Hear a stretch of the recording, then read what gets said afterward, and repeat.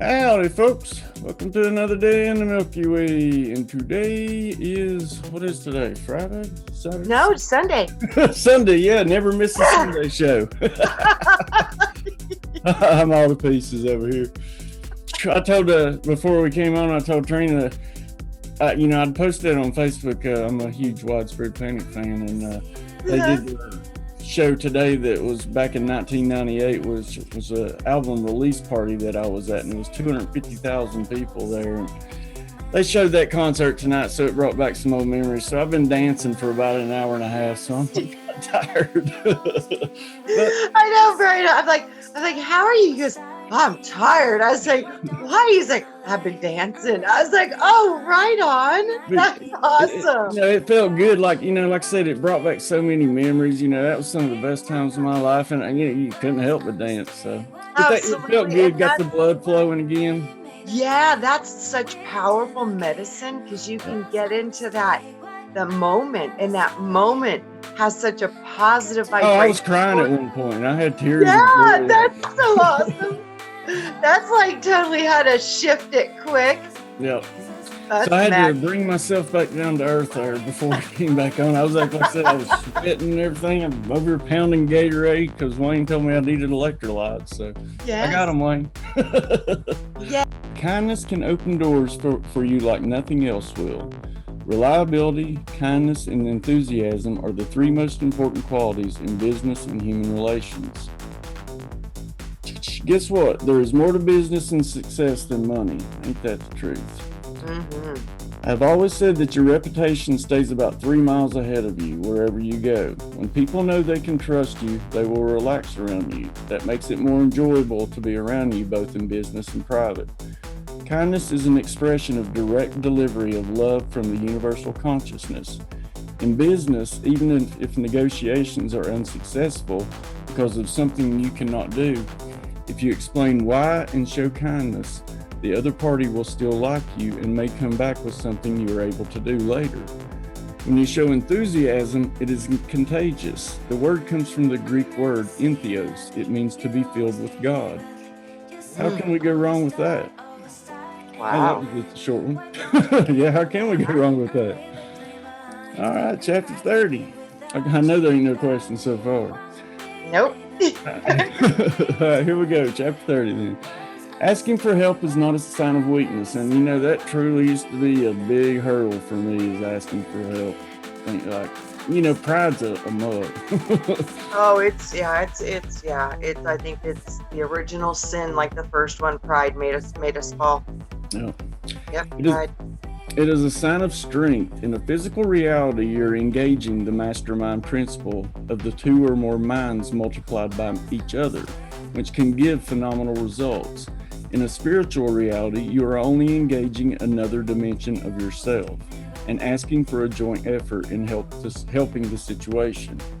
The universal consciousness has a mind of its own, pun intended, and is not affected or pressured by need or desperation. It acts in its own time and in its own way. Prayer requests during desperate moments and with your mind full of fear usually get more of what is in your mind, desperation and fear. Though higher spiritual beings around could interfere and help if it is to avoid a diversion from your master plan for this life cycle. When we go into meditation, go within, open the channel to the universal consciousness and ask for help. Somehow we get help or advice or inspiration that will lead to help. After we ask, we really need to listen for what comes into our mind. We need to act on the advice or inspiration that comes through to us, even if we do not like the solution provided. It reminds me of the guy who was mountain climbing. With no safety ropes, he was scaling a really difficult ledge. He slipped and fell, but in this fall he caught a branch and was barely hanging on 500 feet above the ground straight down, and only bare rock walls straight up. He said to himself, "This can't be good." He looked straight down 500 feet on the jagged rocks and looked up at nothing to hold on to, and he could feel the branch slowly starting to give away. He thought to himself, I have not really prayed much. Maybe this is a good time to start. He then called out, God, please save me, and then he waited. He looked down again and still did not like what he saw. He looked up and nothing. Suddenly he heard a deep rumbling voice speaking to him. I will save you. Let go of the branch. The man thought about that, looked down again and looked up again and called out, anyone else up there? Yes, I know, but that is my point. But what is my point? There are two of them. One of them is that anyone who says God does not have a sense of humor is wrong. I guarantee you that we do. The other point is that sometimes the advice we get is not the advice we like to hear. The advice may be to go and humble ourselves and ask for forgiveness, or repay a moral debt, keep a promise we really do not want to keep, admit to a very embarrassing truth for a higher good, or something like that. If we're sure of the source of the advice and know it is the right thing to do, we will be better off in the long run by following the advice. The short-term effects of the embarrassment will go away, but the long-term effects of the knowledge of the dishonesty or error will linger throughout your life and after. People are usually very forgiving if they know you did the right thing. So the question is, would you let go of that branch? If we are more concerned with the physical body than the spiritual, we would probably say, anyone else up there? If we are sure of whom we really are, an all-powerful spiritual being with no limitations, knowing our thoughts are law, we may choose differently.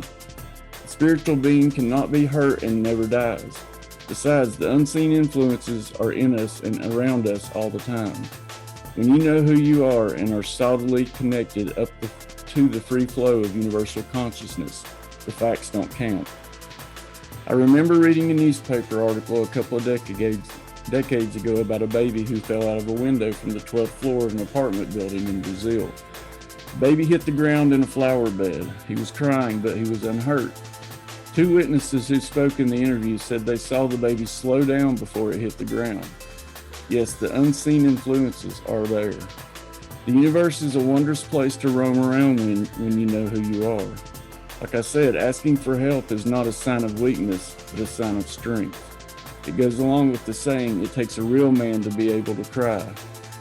There is something about asking for help in extreme situations of life or impending physical termination that bypasses the restrictions in the normal process of accessing the universal consciousness.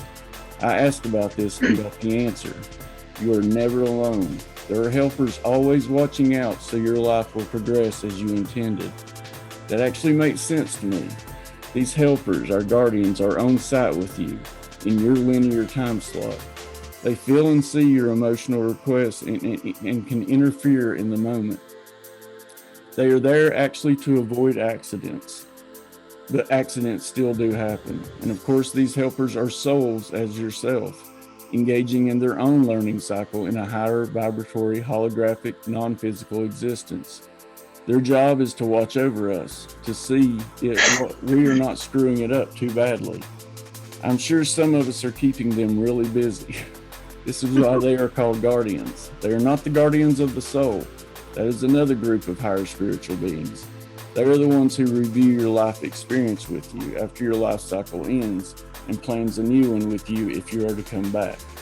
I hate to burst your bubble, but Earth, this universe and its vibration of density is almost at the bottom of the scale.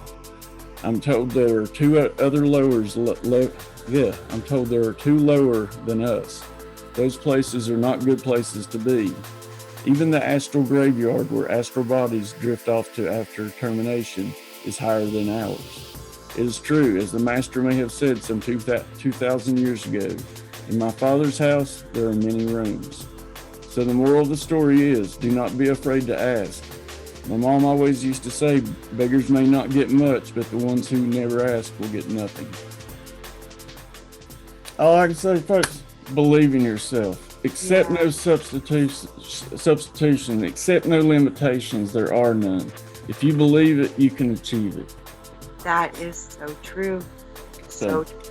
Thank you. Until tomorrow night, what is it we say? Be the frequency you want to receive.